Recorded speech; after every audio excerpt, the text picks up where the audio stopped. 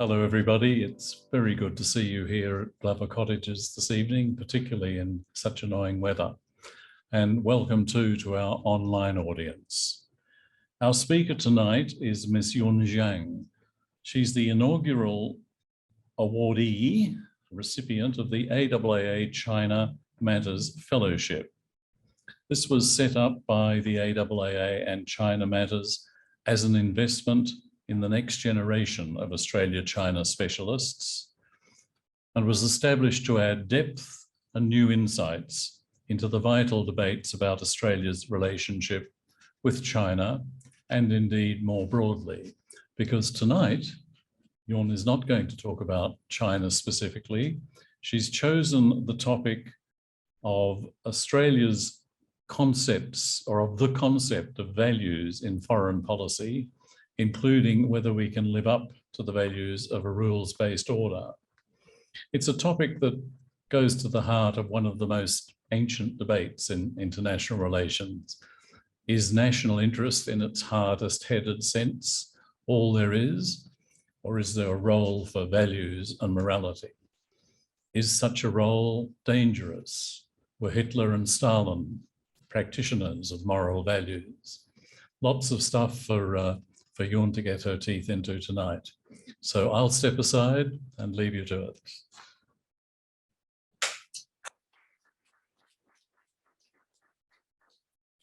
Thank you for the introduction, and lovely to see everyone here. Yes, I am the inaugural AIIA China Matters Fellow, but today's talk will be focused more on Australia's policies and foreign policy rather than China's. My speech is, I hope to start a discussion about values in foreign policy. As a Chinese saying goes, I'm just throwing out a brick in an effort to attract jade. So I hope to hear your perspectives on this issue as well. Under both the previous and the current government, Australia's ministers have repeatedly said that we would never compromise our values in our dealing with China. Values is a word that has made increasing appearance in the foreign policy rhetoric and speeches of our government.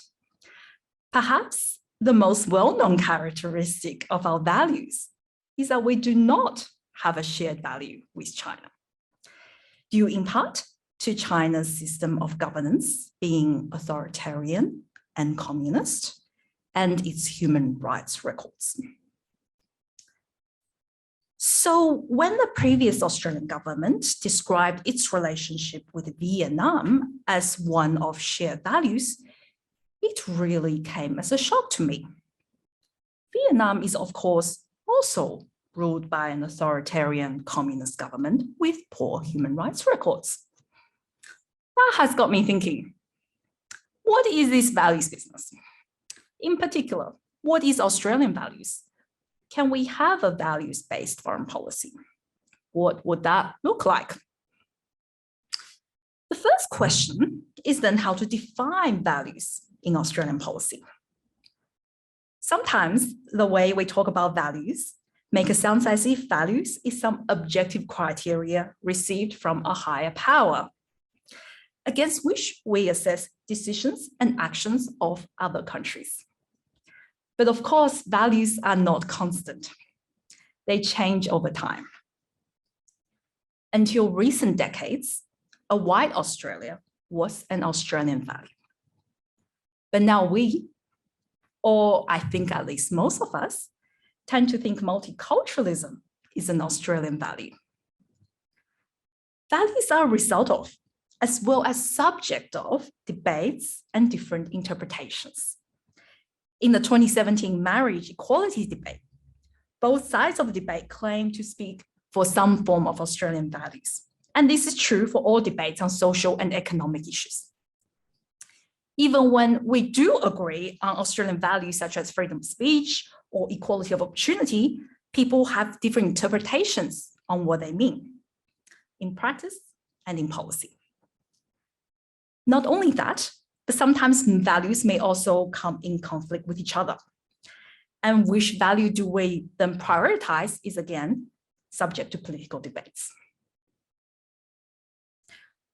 Most Australians have come to accept that values are up for debate and interpretations in our domestic policy. But it seems that we tend not to have a similar appetite for debate when it comes to foreign policy. On foreign policy, it is Team Australia United. Values seem sacred, a bit like the alliance with the United States. To debate such a sacred idea seemed almost sacrilegious. Yet if values are so simple, then we wouldn't have each political party having their own values, principles, and platforms, and indeed different factions within each political party.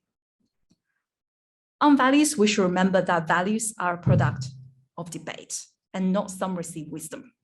The government does not have the monopoly in defining values. When it invokes phrases like shared values, we should interrogate what does it actually mean. But let's set that aside for now. Here's what I think ministers mean when they talk about values. Through reading foreign policy statements and speeches by Australian ministers, values have tended to refer to two separate things in recent years: promoting democracy and the rules-based order. And yes, they are quite separate. We should not conflate them. There is not enough evidence suggesting some sort of correlation that one leads to the other. The public messaging is that Australia supports democracy and human rights in countries around the world and the world order where countries abide by current rules and norms. Assuming those are the two values, what would a values-based foreign policy look like?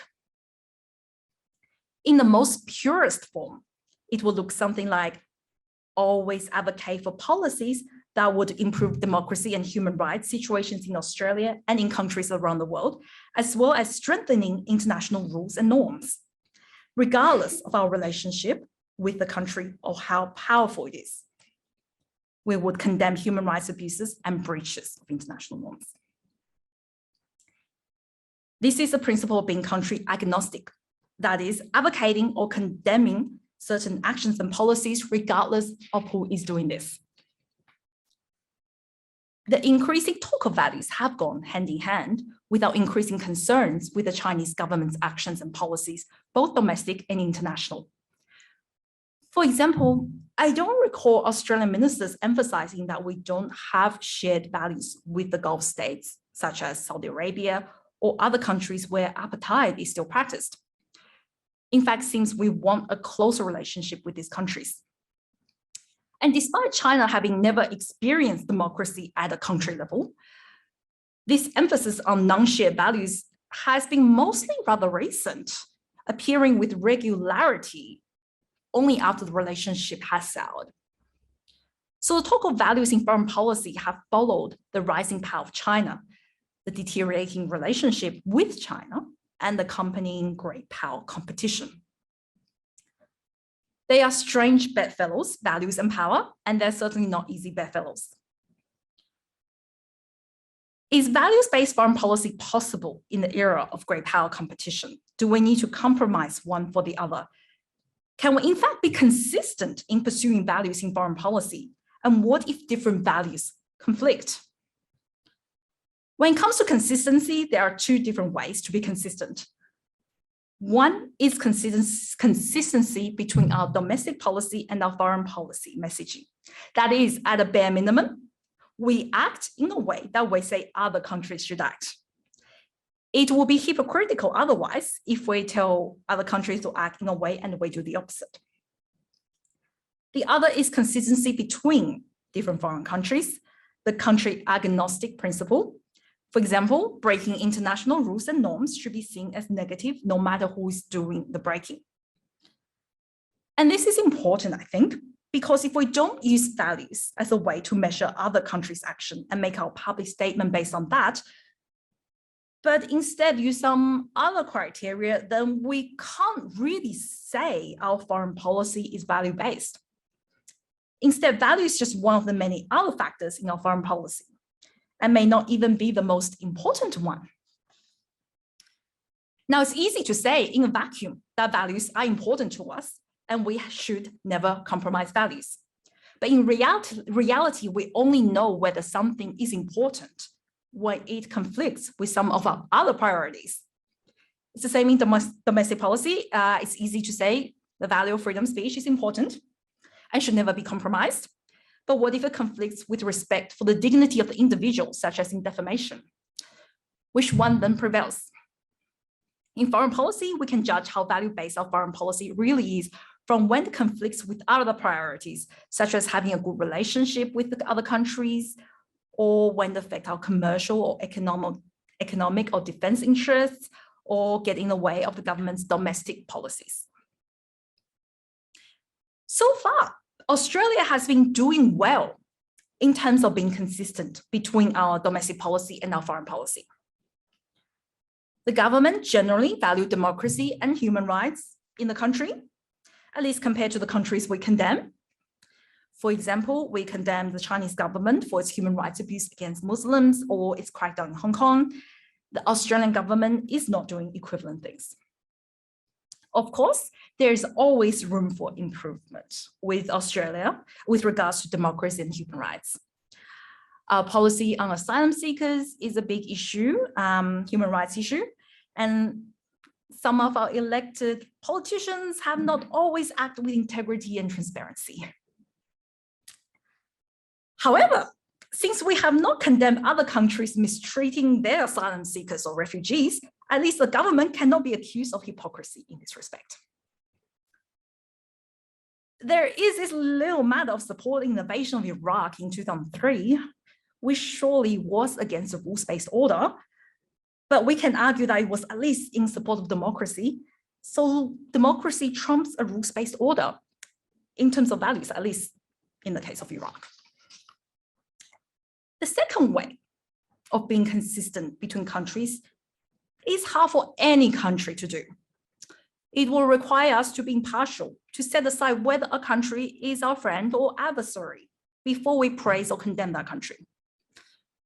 Just like in interpersonal relationships, it's hard for us to publicly condemn our close friends or relatives because it reflects badly on us. People might ask, why are you so close to them then? There is also a stigma of being a snitch. Being impartial and not showing preference for your friends or families have been variously praised or criticized throughout history, often depending on the end result. On this, I think most people can agree that the Australian government, just like most governments in the world, has not been consistent in condemning countries that we like, countries that we don't like. On being consistent on values, perhaps New Zealand is an example. During the 80s and up to now, it was willing to jeopardize its defense relationship with the United States, its diplomatic relationship with France and even Australia, countries that are its allies and friends. Despite the rhetoric of values-based or value-centered foreign policy by the current US government, President Biden came under a lot of criticism for visiting Saudi Arabia after promising to make Saudi Arabia a pariah state of its human rights abuses during his presidential campaign. Australia, on the other hand, continue to export weapons to Saudi Arabia and the United Arab Emirates, despite the usage of these weapons against civilians in Yemen. Why do we want good relationship with Saudi Arabia despite us not sharing the same value of democracy? Obviously has something to do with geopolitics and power. Saudi Arabia is the most important ally of the United States in the Middle East, and as such, Australia also doesn't want to criticize US allies too much. So it would seem that power still trumps values in foreign policy. Now, there are some arguments that we don't need to be consistent or country agnostic for at least two reasons. The first one, the impact on people's lives of different countries' policies is different. For example, China is a much bigger country and more influential country in the world. So it might make sense for other countries to draw attention to human rights abuses in China than, say, in Vietnam, a smaller country. because human rights abuses in China affect more people than in Vietnam. Similarly, it might make sense for Australia to focus on protection of Chinese diaspora from interference by the Chinese government instead of protection of diaspora communities from Saudi Arabia, since Chinese diaspora is bigger in Australia, or the reach of the Chinese government is wider in Australia. But it doesn't really explain why the government doesn't condemn democratic backsliding in the United States or the flaming of Hindu nationalism in India. Those are also big countries affecting big populations. The second reason is that we might choose not be country agnostic for the greater good. This is an argument that was also made to justify US actions during the Cold War and afterwards. Sure, it's terrible that the US intervened in Chile or Iran and installed dictatorships there, but it was for the greater good of containing the spread of communism.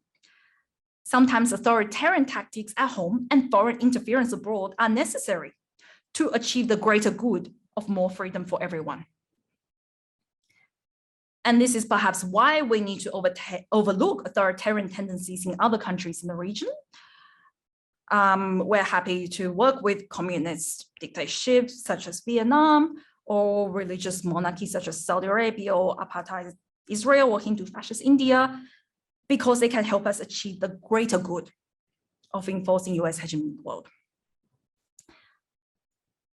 Baked in the assumption of this is that US hegemony would overall be better for the world, or at least better for Australia, than either a multipolar world or a world dominated by another power, such as China. I know that many people in Australia strongly believe this. This could be for a few possible reasons. One is that US is our ally and thus treat us as a friend. We want your friend to be more powerful, of course. Another is that US is a democracy, and democracies are always better to lead the world than non-democracies. Of course, I'm not sure if countries in South America necessarily agree with that. But again, it's a very common argument in Australia and in other Western countries, mostly countries where majority of the population do not see themselves as victims of Western colonization. But the focus of today's talk is not about whether US hegemony would generally be better for the world. That's a discussion for another day. Instead, I want to draw attention to the fact that values-based foreign policy, as it is practiced by the Australian government and other governments around the world, is intrinsically linked, it appears, to ensuring the continuation of US hegemony. Because in the end, it is only possible to have the rhetoric of values-based foreign policy while at the same time apply it inconsistently if we believe that doing so will contribute to a greater good, and that greater good is that US hegemony will ensure democracy and the rules-based order will prevail, at least when compared to the alternatives. This way, we can overlook events such as invasion of Iraq as a breach of rules-based order, because we believe that invasion was for the greater good of ensuring democracy in Iraq or US presence in the Middle East, which lead to eventual spread of democracy in the Middle East. But this kind of thinking seems to lead to a perverse outcome.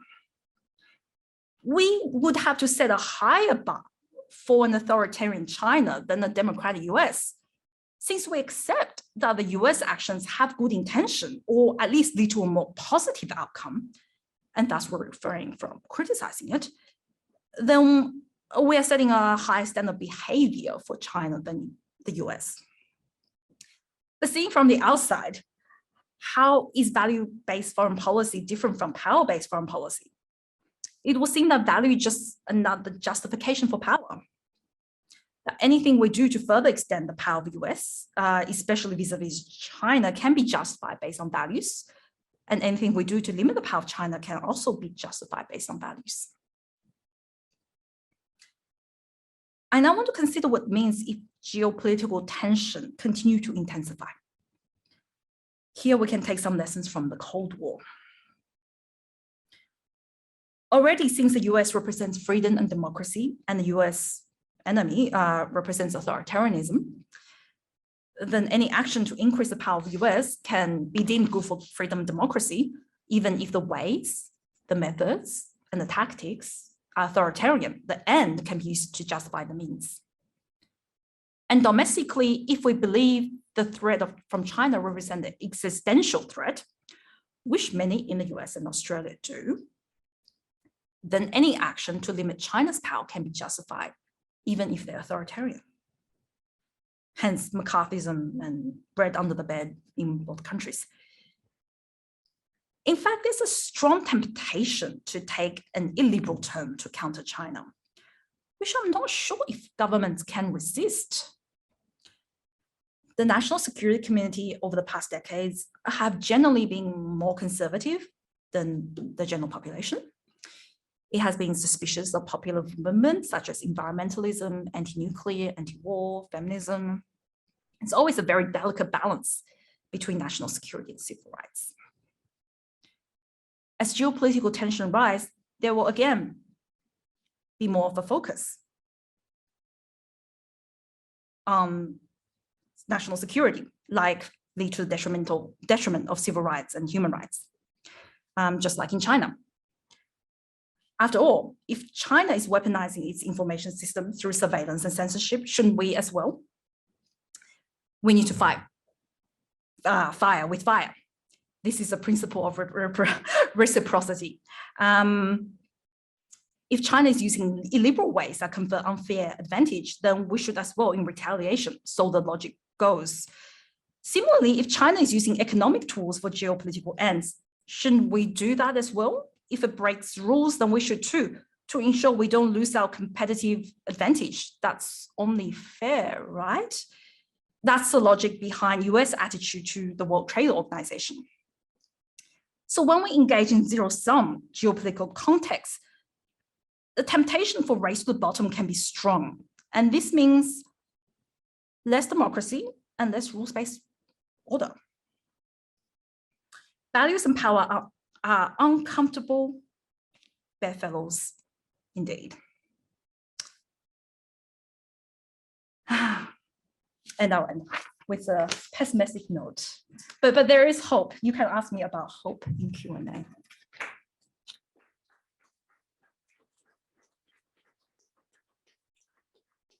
Well, thank you, Yuan. And who'd like to take up that invitation and ask something about hope? By the way, we've got questions online as well as here in the hall. And I do encourage our online audience to register their questions sooner rather than later. Otherwise, they tend to bunch up at the end of our half hour and you don't get your chance at all. So who'd like to start the ball rolling with a question? Shall I just choose someone? What about online? Right. Please, Jocelyn. Thank you, Ian. Can you please explain what you mean by rules-based order? Because as someone who's been involved in international relations over several decades, I don't remember this term being used like 20 years ago. That just shows how old I am, perhaps. And people now assume that, you know, we've always been in favor of rules-based order. But speaking as an oldie, I don't know what it means.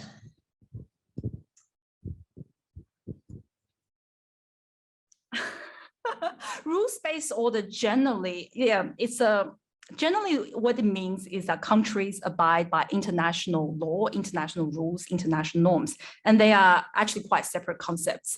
You could abide by international law, the letter of the law, without necessarily abide by international norms or the spirit of the international law, for example. It is something that the government seems to be emphasizing more and more recently. What it usually means is that when countries sign up to a particular treaty, they will agree to abide by that treaty. But again, what it would mean then if the countries, for example, withdraw from the treaty? That's their choice, right? So accordingly, then it's okay if countries withdraw from a particular treaty and then no longer abide by the treaty. But then other countries are saying, well, this perhaps is not, it's not really it's not in the spirit of international law. And then there's another issue of who writes the law, how it's drafted. A lot of arguments from people from the South, the global South, is that the current international law and rules basically serve the powerful at the time, especially in post-World War II context. So there is some discontent that the rules and norms are drafted for the powerful. They're there to constrain the less powerful. However, for middle power countries like Australia, it is really one way that we can constrain power, because without rules and norms, the great powers, they have even more scope to do whatever they like. The international rules and norms also evolve over time, of course, they should. But the attempts by certain countries to change that rules and norms is sometimes seen by other countries as breaking the rules and norms. There is, for example, I did a report on Antarctica recently. That was as part of my first research report for the fellowship. And one of the arguments is that China is trying to stonewall the consensus. So it's a consensus decision-making system, and China is basically not playing the game. They're just saying no to the consensus. On the one hand, you could say, well, that's still allowed within the law, within international rules. But there are a lot of criticism of China for that, basically saying you're really crashing the rules. You're not really playing by the rules. So there's a lot of different interpretations of the same actions by countries of what it means to abide by international rule. Of course, you could also ask an international lawyer, which I'm not. They probably give you a better explanation. I'm sorry, but we read statements from China, and they always refer to their being prepared to abide by international law, and they refer to the United Nations and to their treaty obligations. So I'm still not sure. I mean, is it something different from the rules-based order? Why do we use rules-based order and China talks about international law? Surely they're the same thing, aren't they? They're not exactly the same thing, because when we talk about rules-based order, it encompasses more than just international law usually. So for example, as I was saying before, in a lot of international court cases, countries don't have to sign up to these things. In fact, the United States don't sign up to the International Criminal Court and has threatened to, I believe, sanction some of the International Criminal Court justices. So according to international law, that is legal. You don't have to sign up to this. But under what usually when Australian government says rules-based order, we're saying we want to support and strengthen these international institutions to ensure more countries will abide by them, even though they are not legally obligated to do so.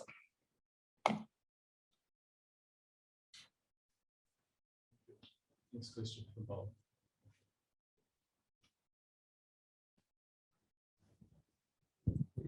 Thank you very much for your talk. I guess I'm reminded from your talk of the fact that talking about an international society is extremely difficult because it presupposes support for common values and common institutions. And in fact, that doesn't happen. It could be that circumstances change over time. After all, in 1945-46, the most important rule or norm was opposition to the use of force for aggressive purposes. Fine. But then we come to a stage where appalling things are happening in different parts of the world, and the only way to prevent that is to use force. And the fact that that didn't happen in Rwanda resulted in one of the most appalling abuses of human rights we can think of. Now, when I think about a rules-based order and whether countries support it or not, I'm thinking about that key issue, because I think the UN Charter has it right, that opposition to the use of force for aggressive purposes is the primary rule or norm. All the others tend to be subordinate to it. But then that does create problems as the world moves on. I suppose my question is, when we talk about whether or not there is a rules-based order, why don't we focus very much on this particular one? What's China's view of it and what is ours? Does China think we have more peace if we have more adherence to formal laws, or doesn't it? And what about us? What do we think preserves peace most? Adherence to laws or the balance of power? What does China think? Seems to me that this is where the real crux of the issue is. Yeah, I think you're referring to the responsibility to protect. So there has been, sometimes the United Nations Security Council does authorize use of force in such situations. I believe Libya was a case of that. And in that case, China abstained, I believe, which allowed the UN to authorize force in Libya. But that didn't turn out as it was expected. And there was a lot of controversy around that, whether NATO perhaps extended the mandate given to it by the United Nations. So China in particular, and perhaps other countries, have become more skeptical of authorizing forces through the UN to protect civilians after that incident. So I guess that's the problem, is that it's a very tricky thing. First, to authorize force, you do need, under international law, you do need UN authorization. And that requires countries to trust each other. And due to some past incidences, in particular with Libya, countries have lost trust in using that particular power. And without trust, it's very hard to operate in the United Nations system. Thank you. You have a question online?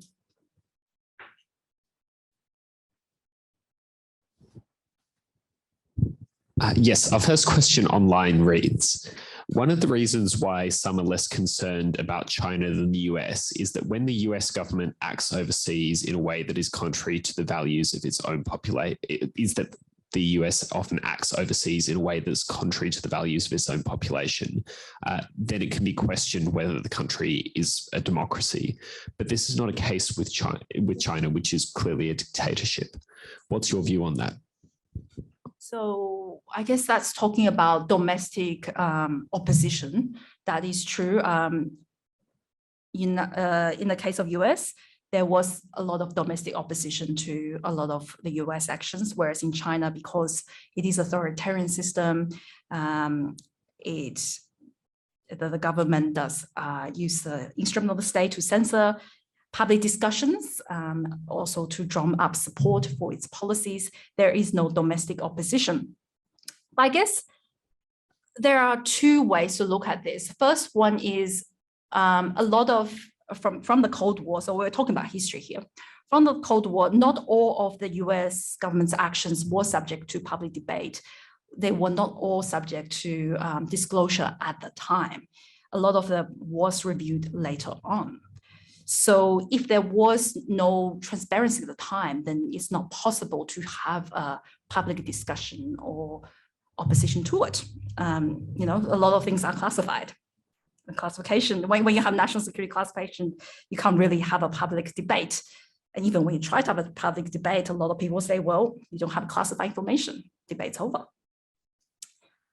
And the second thing is, I do agree with the sentiment as well that because of domestic opposition, there's a less tendency for perhaps countries to do certain things. Perhaps if there was a lot more domestic opposition to, for example, go to war, perhaps the government wouldn't go to war. I'm a bit more skeptical about that viewpoint more recently, because a lot of times in Australia, there is an anti-war movement. Support for Iraq war was quite low among the population, but Australia still went to war. So it's not exactly that the government will do what the popular sentiment does either.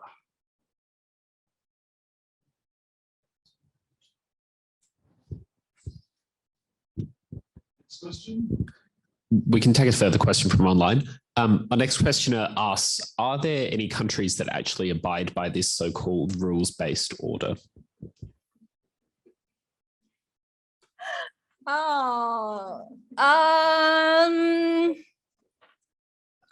Perhaps. Perhaps. I'm not sure, actually. That's a very good question. I mean, there are a lot of countries in the world. So potentially there are some countries that do. But I am not sure. I would hope so. I would imagine so. That's a debate that could go on a lot longer, but you're very wise, Robert, at that point. Glenn. Very quick question. Can we get a copy of the rules-based order? I love those questions. Thank you. No. I believe even if you collect all the treaties and different legal instruments, that will not comprise rules-based order. I'm sure there were always people who argue that that's not it. Again, it is subject to different interpretations. It's never clear-cut. I think China has eloquently complained that it's the rules-based order of those with the most power. And Jocelyn's historical look back at the term, its introduction over relatively recent years, reminded me that one word has been dropped more recently. It was the liberal world-based international order. And I'm not sure at all what liberal meant, since even more than world-based order, liberal means so many things. That's hardly a question, but it did strike me as a point that's very relevant to what you said. Particularly when China is being held to account for alleged breaches of this alleged order. Yeah, well, if you have a liberal order and the rules-based order, then you have to ask which one is more important. And perhaps it's better to just not think about it, so we just drop one.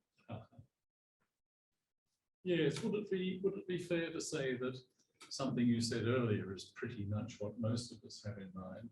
That's to say, the sort of order that's been attempted through the United Nations.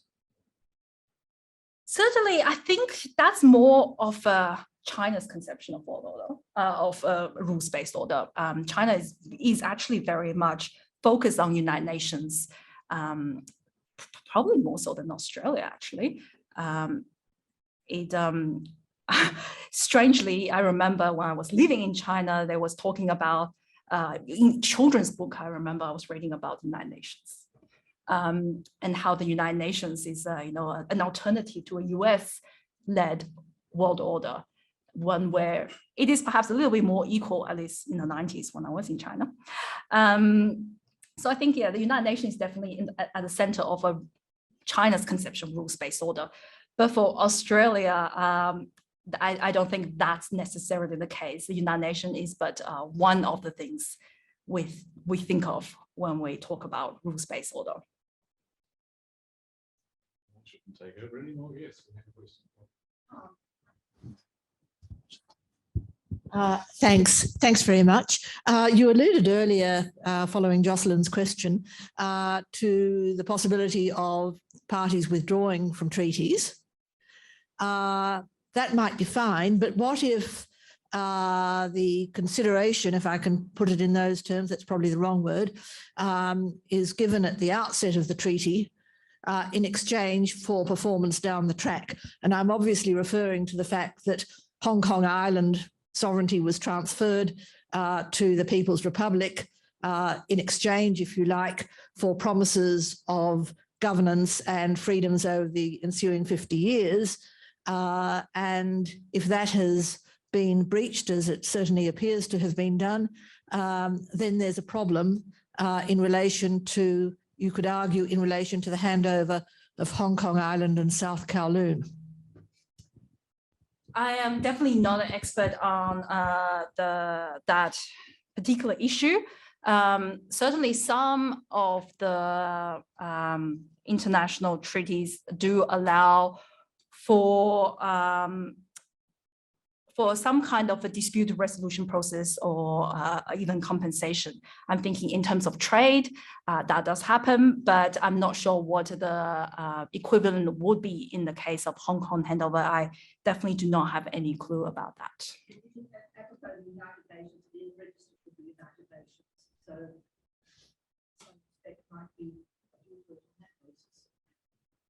Yeah, I'm not sure if there was any clause about what happens if one party breaches it. I'm not a lawyer, obviously, but Jocelyn correct me on this. I think the answer is no.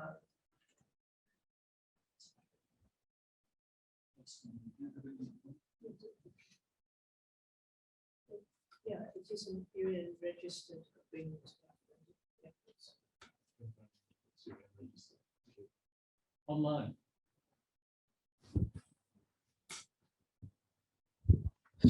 We have a few more online questions. The first states the terms rules-based order, first of all, agrees must mean something more than international law. Does it imply some form of democracy underpins the actions of other states?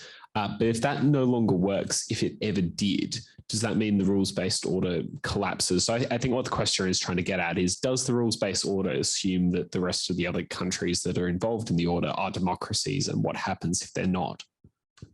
Surely it would not have to assume they're democracies, because a big part of the world are not democracies. If you look at I think Freedom House, I believe, some of the democracy indexes, half the world are not democracies.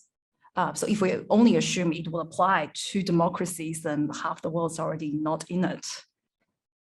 I think usually when it comes to foreign affairs, we assume a country is, state is sovereign, whether it is a democracy or not a democracy.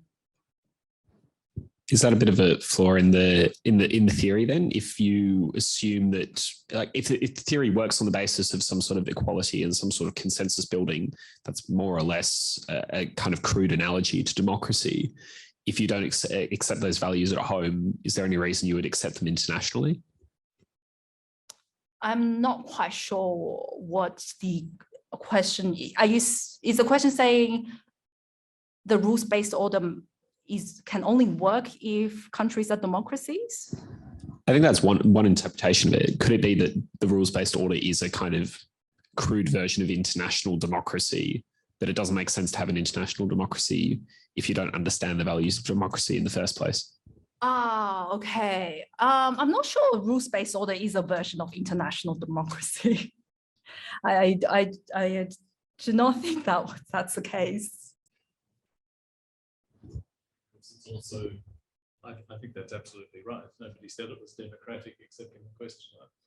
And as, in a further point, you could have an international order that's democratic, even if its individual participants were not. It might well suit the interests of the majority of smaller countries, of which the world consists, for democracy to prevail at that level.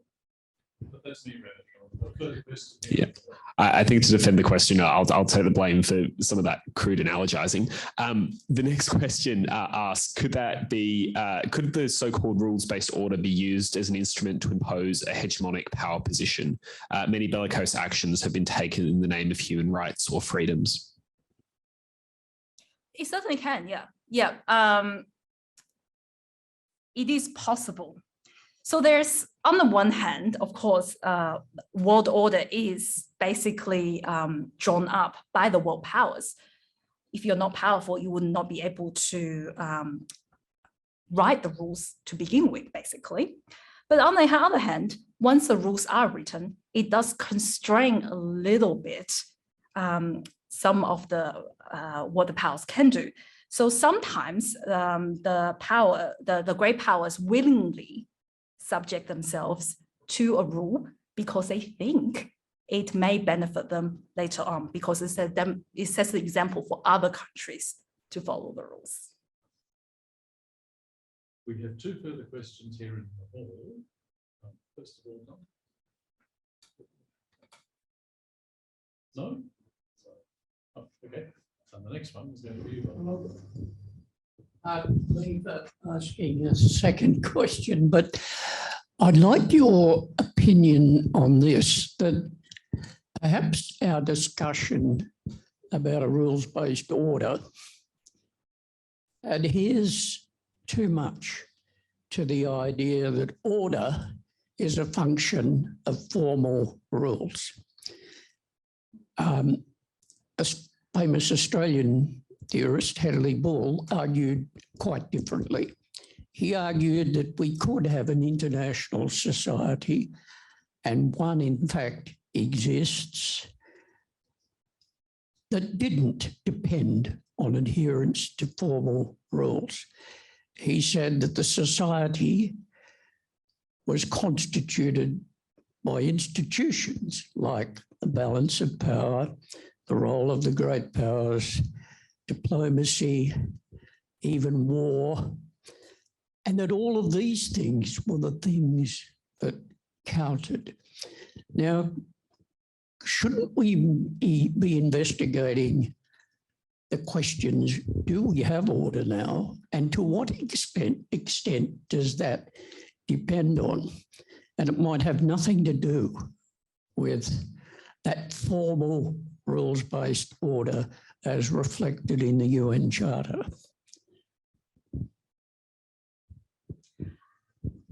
Personally, I think there will always be an order.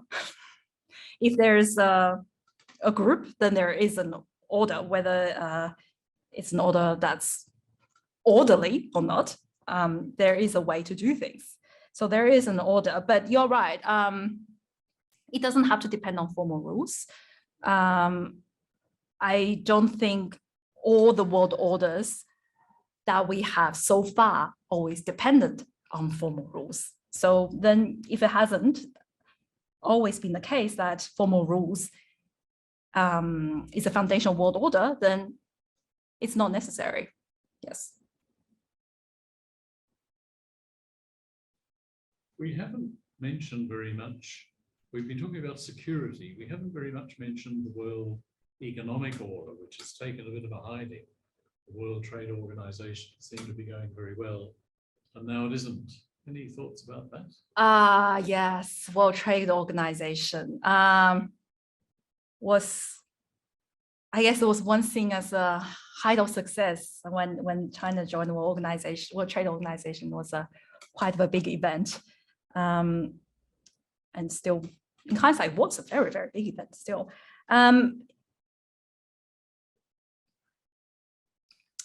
I guess that's to most economists that I've spoken to, they would argue, and I agree with them, that this is an example where the United States basically trashed the rules-based order blocking the appointment of judges to the appellate court, which means the dispute resolution process cannot be completed. But even with that, I believe countries have come together and have came up with a temporary alternative arrangement to continue some form of dispute resolution. But yeah, that's I think one quite prominent example where the United States again did not abide by the rules it has established. Really.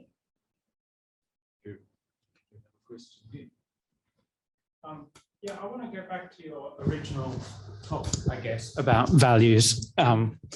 So I've got two questions, really. One is around whether the issues of thresholds and direction matter in relation to whether Australia should argue for values in international relations, and what, taking your examples, so what I would mean, say, China before the era of Xi Jinping appeared to be moving in the direction of sharing similar values as Australia. So does that mean we should treat China differently now because it's moving in the other direction in terms of engagement with its own civil society and how it treats its neighbours and so on? That's one thing. That's a direction question. Where are values relevant to that? And the other question around thresholds, do we say that there's a certain threshold where values become important? So you could say, again, if we look 20 years ago, you could say Tibetans and Uyghurs faced similar restrictions on their social and political or communal rights, I guess, as Palestinians. But now we can say, well, a threshold's been crossed because now people are placed in mass detention. And so that becomes a threshold where our values should be triggered and we should be more forthright in stating our values. I don't know. So a threshold and direction, important matters in considering whether values are important in foreign relations. Very good observation, very good question. I think, yes, there is definitely a conception that China was liberalizing. And there seems to be an argument that somehow that has stopped, or we were misled by China. And that's why we're starting to call on China's actions. But I think it was liberalizing economically, definitely, for the past decades. I'm not too certain that the political direction has always been towards liberalization since the reform and opening up. Certainly, I don't think the Chinese Communist Party ever entertained the idea of electoral democracy. So I don't think that really happened. In fact, a bit of a controversial opinion. I think we were more wanting to use that argument as a way to be pragmatic, as a way to justify to ourselves that, okay, we can work with China, they are liberalizing. I think that's perhaps, to me, a more accurate representation of what happened. Threshold question. Yes, I think the situation in Xinjiang, I think, has got worse recently. I guess that's also a direction question. It has got worse. I will hesitate to really say that it is better or worse than Gaza. I'm not an expert in both situations, the situation in Xinjiang and the situation in Gaza, to be able to make a good comparison. But if you do think there is a comparison to be made, and if you do think the Xinjiang case is worse than Gaza case, then perhaps there is an argument to be made that the threshold is high, there is a threshold there.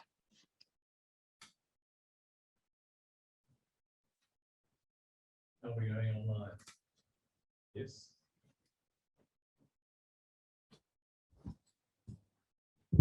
Not so much online, I might ask one.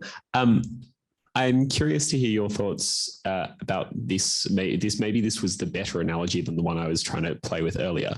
A lot of theorists kind of talk about an international rule of law. They talk about that domestic concept potentially having applicability online. I guess, firstly, do you think that's possible?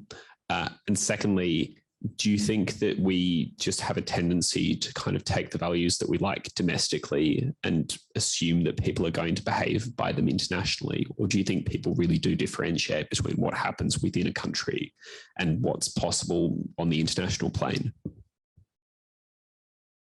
International rule of law.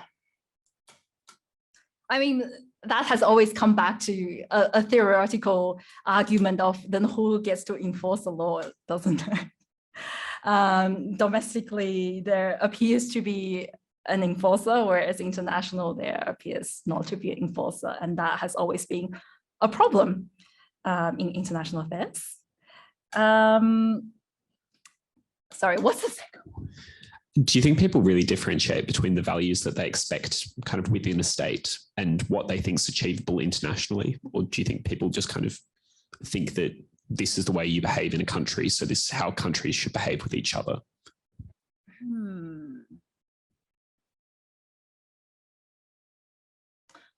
Can you explain that a bit more? So I'm not quite getting the question. I think do you think people understand that there's a kind of limit to what can be done internationally? I guess is where I'm going with that. Do people kind of look at international affairs and just think there are some things that just can't be done? You can't impose values on other countries. You can't expect there to be a kind of perfect equality amongst nations. Just some of the assumptions that we have domestically, do you think people realize they're just not achievable internationally? Well, definitely some people do. Some people don't. I mean, there are always a certain segment of population that thinks that perhaps Australia as a country is perhaps a bit more powerful than we really are. I mean, there's always a narrative that we can punch above our weight. And from that, perhaps some people would think that Australia has a lot of influence in the world and on other countries than we really do. Well, we might have to call it quits at that point. Thank you very much for your generosity. As I said, this is my throwing out the brick and I'm getting a lot of jade. Thank you.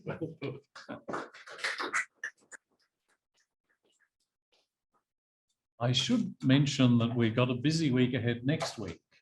On Tuesday, well, around about Tuesday or Wednesday, we'll be putting up the next edition of our columns from Glover Cottages, in which councillors and interns recommend readings and other items on international interests of current concern. So do watch out for that.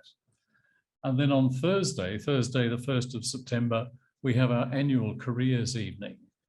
And we do recommend that any of our younger audience members who are interested in international careers of any of a wide range of kinds, Zoom in and either come along to that one or watch it online, because we've got some good speakers and it's a topic of considerable interest. So that's the International Careers Evening next Thursday, the 1st of September. On the 6th of September, our courageous interns are going to debate the topic, and it's got a lot packed into a few words, the topic that the Security Council works as intended. I think it could be quite a long debate. So do come along or tune in on Zoom on Tuesday, the 6th of September for our interns debate. But to finish off this evening's event, I'd like to invite one of our interns, Ashrika Paruti, to move a vote of thanks.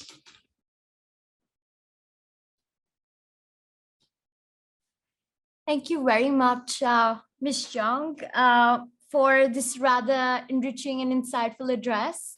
I think I speak for everyone when I say that you compelled us to think about what values actually entail. and whether the ends justify the means when we talk about fostering a rules-based order. And of course, through the audience's questions, in helping us understand what a rules-based order actually means. Thank you very much.